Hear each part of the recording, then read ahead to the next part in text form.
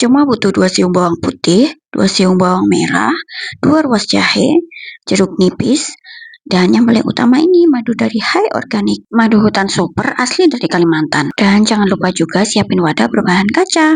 Punyaku ini jar kaca ukuran 200 ml.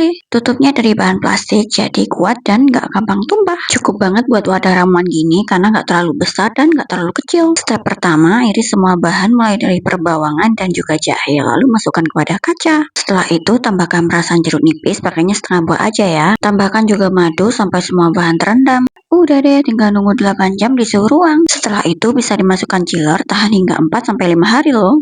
Ini ramuan andalanku kalau lagi flu dan batuk.